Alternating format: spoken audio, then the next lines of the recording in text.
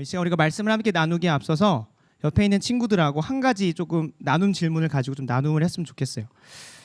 옆에 사람에게 한번 물어봅시다. 너는 평생 태어나서 몇 번이나 수양회를 가봤니? 라고 한번 좀 세어려 보면 좋을 것 같아요. 네, 한 1분을 드리겠습니다. 옆에 있는 사람에게 네, 한번 물어보세요. 몇 번이나 가봤니? 한번 세어려 보시면 좋을 것 같아요. 뭐 5번 가봤다는 사람도 있을 수 있고, 제가 이제 사랑의 교회 와서 사역한 지 2년 반이 되어 가는데 해야 보니까 한 7번 정도를 간 것 같아요. 평생 따져 보면 저도 엄청 많이 갔었던 것 같아요. 매번 갔었으니까 매번 방학 때마다 중고등부 수련회 다 간 걸 따지면 꽤 많은 것 같아요. 근데 이걸 왜 물어보냐? 많은 사람들이 매번 매 방학마다 반복되는 수양회를 습관적으로 대하고 있어요. 지난 수양회에서 뭐 좋은 경험도 있었을 수 있고, 혹은 나쁜 혹은 부정적인 안 좋았던 기억을 가지고 수양회에 나아가는 사람도 있는 것 같아요.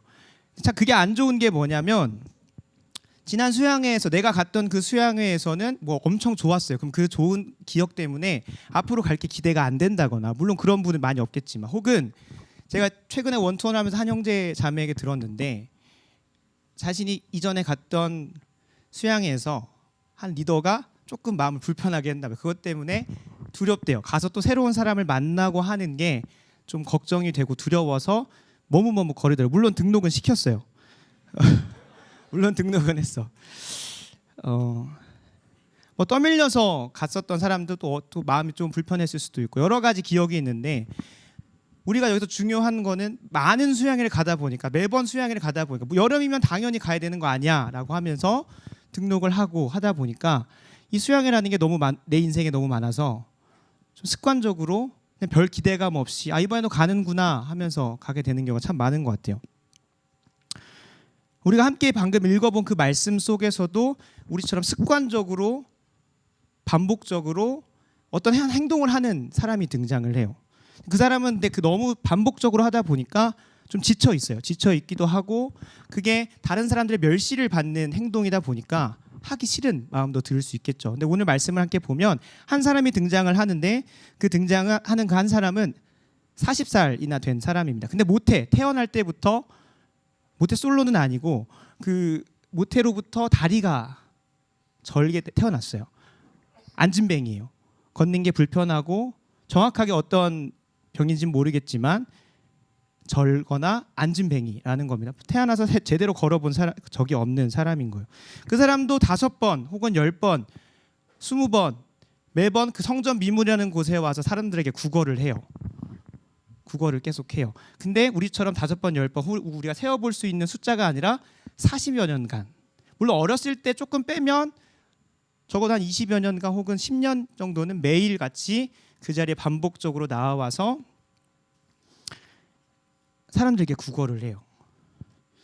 먹고 살아야 했기 때문에, 혹은 사람 구실을 좀 했어야 되기 때문에 이 40살이나 된 이분은 반복적으로 사람들의 멸시를 받는 그제로 나아갑니다. 왜 멸시를 받을까요? 오히려 동정을 사지 않을까요? 그 사람이 다른 사람들에게. 우리가 그 배경을 알고 있다, 배경을 살펴보면 그 사람이 어떠한 멸시를 받았는지, 얼마나 비참하고 얼마나 치욕스러웠을지, 얼마나 그 자리로 나아가는 것이, 반복적으로 나아가는 것이 얼마나 싫었을지를 우리가 살펴볼 수 있습니다. 레위기 21장 17절 18절 말씀에 따르면, 아론에게 말하여 이르라, 누구든지 너의 자손 중 대대로 육체에 흠이 있는 자는 그 하나님의 음식을 드리러 가까이 오지 못할지니라 라고 합니다. 그리고 그 흠이 있는 자가 누구냐면 구체적으로 18절에 제시가 되는데, 곧 맹인이나 다리 저는 자나, 그리고 코가 불한 자, 코가 많이 났나 봐요, 그죠? 아무튼 지체가 더한 자나 하면서, 어떠한 사람이 흠이 있으며 그 사람은 하나님께 나아올 수 없다고 하는 것을 예시로 들어요. 물론 이건 제사장에게 한정되는 부분이긴 하지만, 분명히 이스라엘 백성에게 저는 자라고 하는, 혹은 앉은뱅이라고 하는 그 인물은 종교적으로 그리고 사회 문화적으로 많은 사람들에게, 일반적으로 우리가 좀 이상한 행동을 하는 애들한테 좀 하찮게 보고 업신여기는, 왜 저런데 쟤 왜 저래? 라고 하는 그러한 일반적인 멸시가 아니라, 그 당시에 모든 사람들, 많은 사람들이, 이스라엘 민족 대부분의 사람들이 멸시할 만큼 분명히 고통 가운데 있었다는 겁니다.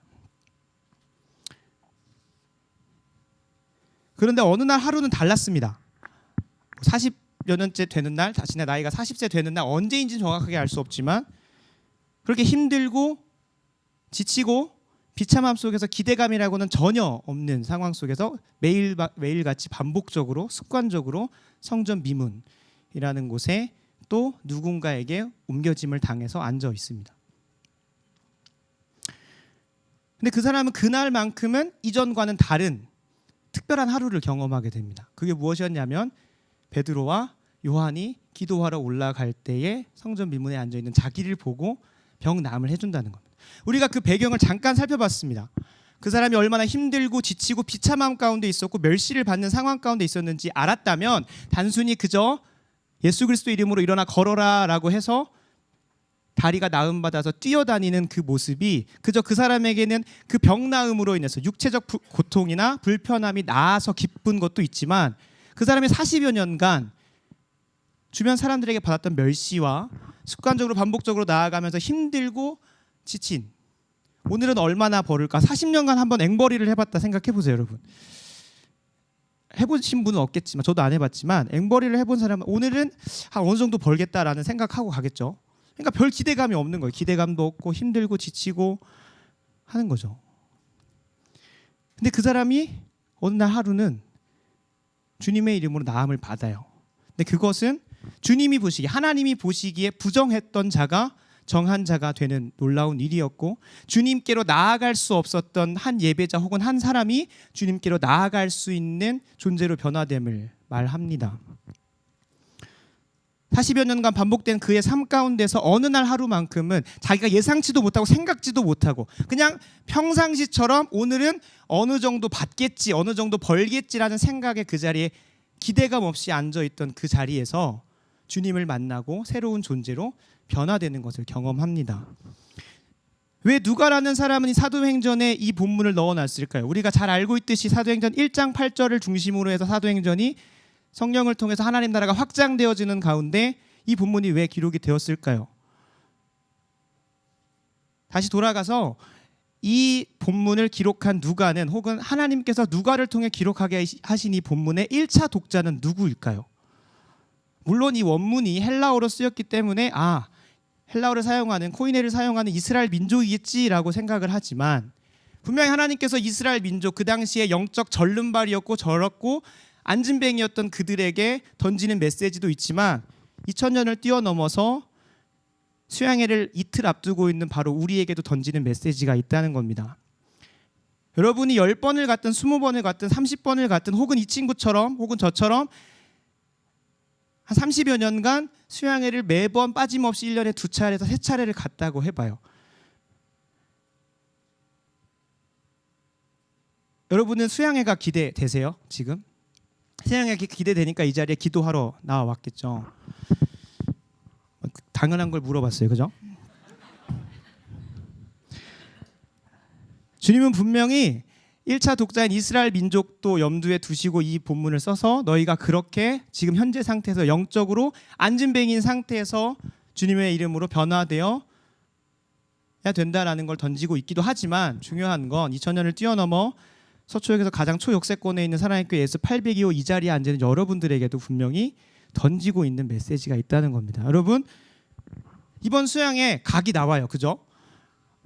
뭐 지난번처럼 3박 4일 똑같이 가겠죠, 그죠? 3박 4일 똑같이 그 타임테이블 흘러갈 거고, 또 뭐 이전에 한번 왔었던 김원기 목사님, 특세 때 한번 오셨던 김원기 목사님 이렇게 말씀 전하시겠지, 또 어떤 예화가 나오겠지라고 하면서 각자가 자신의 생각 속에 이번 수양회에서 일하실 하나님의 역사를 가둬놓고 있다는 겁니다. 여러분, 얼마나 많이 기도하셨습니까? 얼마나 기대하는 마음을 가지고 계십니까?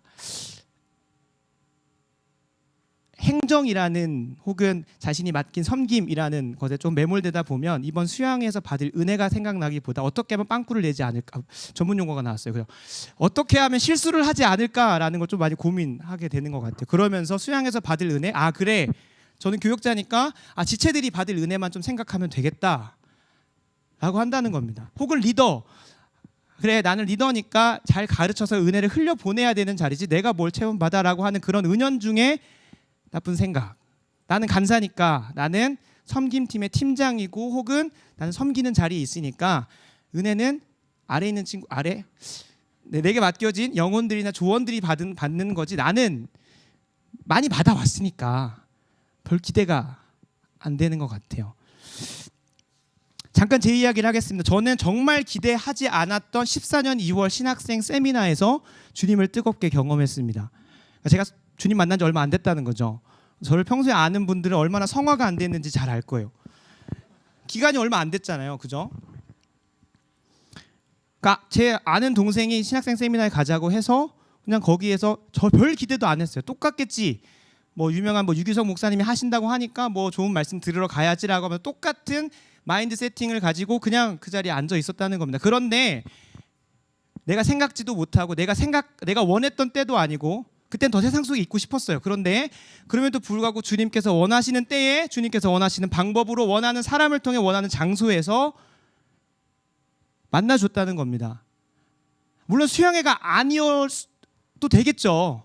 근데 우리에게 주어진 은혜의 도간이라고 우리가 2주 동안이나 혹은 한 달간 혹은 2달간 교역자님들의 회의와 수많은 간사님과 섬김팀의 섬김과 중보 기도회를 통해서 은혜가 쌓이고 쌓여 있는 그 자리를 피한다는 것 혹은 그 자리를 기대함으로 나아가지 않는 것 그건 좀 어리석은 일이 아닐까 생각이 됩니다. 이번 수양이 어떻게 되실 것 같으세요? 저는 기대가 됩니다. 오늘 말씀을 준비하면서 제가 기대가 안 되면 안 되겠죠. 심지어 아까 우리가 감사 기도를 했죠. 하나님께서 날씨도 주관하시고 바꿔가시는 것을 보면서 더 기대가 되는 것 같습니다. 이 시간 우리는 당장 내일 모레로 다가온 단 이틀 뒤로 다가온 수양회를 두고 함께 기도하는 자리에 모였습니다. 여러분 아직도 지금까지 내가 경험했던 수양회 그것이 부정적인 경험 때문에 나아가는 것이 두려워 하는 사람도 있을 수 있고 혹은 이전에 경험했던 수양회가 너무 좋아가지고 그때보다는 덜 하겠지 혹은 이번엔 내가 이전까지 계속 조언으로 가는데 이번 리더로 가니까 힘들겠지 라고 하면서 은연중에 나는 은혜의 자리에서 내가 고침받아야 되고 내가 체험받아야 할 그 은혜의 자리를 기대하지 못하고 있지는 않습니까? 그런 생각을 좀 내려놨으면 좋겠습니다. 주님이 언제 어떻게 우리를 영적인 불구, 영적인 전은자에서 사슴같이 뛰놀게 할지 모릅니다. 여러분 이번 수양회가 여러분들에게 기대가 되고 오늘 말씀처럼 주님께서 허락하실 여러분들 조언뿐만 아니라 여러분들에게 맡겨진 영혼들뿐만 아니라 여러분들의 조금은 침체되어져 가고 있고 혹은 퇴보해 가는 그 신앙의 뜨거움 속에서 다시 한 번 더 그것이 불을 듯 일어나는 수양회가 되기를 간절히 소원합니다. 이 시간 우리가 같이 함께 기도하고자 합니다.